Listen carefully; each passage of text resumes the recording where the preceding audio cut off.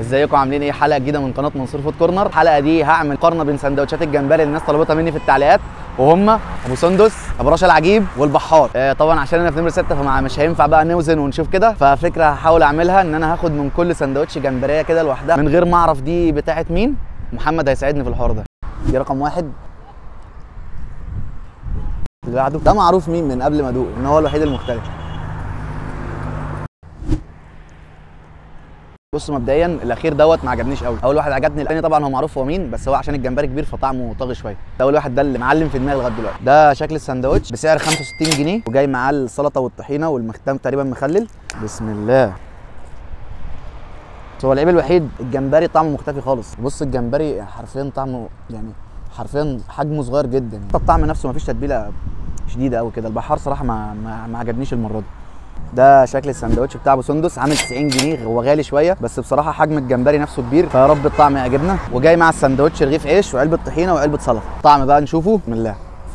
هو احلى حاجه في الساندوتش صراحه ان البهارات بتاعته قليله جدا. طعم الجمبري ظاهر اكتر. بص هو بالنسبه لابو رشا الناس كتير قالت لي جربه، بس للاسف هو ما عندوش سندوتشات، فقال لي الطلب اقل طلب عنده ربع كيلو ب 150 جنيه. شكله هو حتى اصلا الجمبري مش نافع للسندوتشات، يعني احنا لما نيجي نجربه في السندوتش هنشيله من الديل دوت وهحطه في سندوتش وهشوف. وبيجي مع الطلب ده 3 رغيفه عيش وعلبه سلطه وعلبه طحينه. انا مش عارف دي ايه بصراحه، بس هندوقها ونشوف دي ايه. بص هو الميكس ده بصراحه انا مش فاهمه، يعني هو حاجه كده مقاربه للبابا غنوج عليه طحين. انا مش فاهم بصراحه ده ايه.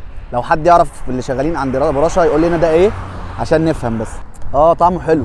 هو بابا غنوج بس بطريقه مختلفه شويه، يعني هو مش باين ان هو بابا غنوج، يعني بص شكله بس طعمه حلو، في نسبه شطه كده عجباني قوي صراحه. بصوا احنا في الطلب دوت عشان احنا جبنا كله سندوتشات، فانا هعمل سندوتش من الجمبري دوت. بصوا هو احنا بعد ما عبيناه في الرغيف هو يعتبر سندوتش، بس الجمبري نفسه كبير، يعني الجمبري نفسه حاجه بصراحه كبيره جدا. يعني الجمبري لوحده لما دقته كان فيه طعم بهارات كده كتير. هو حلو مش وحش، بس الناس اللي بتحب تاكل جمبري بس مش عايزه بهارات كتيره، ابو سندس الصراحه الجمبري مفيش اي طعم بهارات خالص. بصوا هو هنا المقارنه بصراحه مش عارف اظبطها ازاي، يعني مش عارف اقول ايه احسن من ايه، او ايه احسن في ايه بالظبط، كسعر ولا كجوده ولا كطعم. للاسف ابو رشا عشان مش عامل سندوتشات وهو مدينا طلب، والطلب ب 150 جنيه، وفي الاخر برضه يعني الطلب عمل لي سندوتش واحد بس الجمبري كبير، فمش عارف يعني مش عارف انا احسبها ازاي. بس كطعم انا كطعم عجبني هو ابو رشا. ابو رشا عجبني عشان البهارات اللي فيه دوت ونسبه الشطه اللي فيه.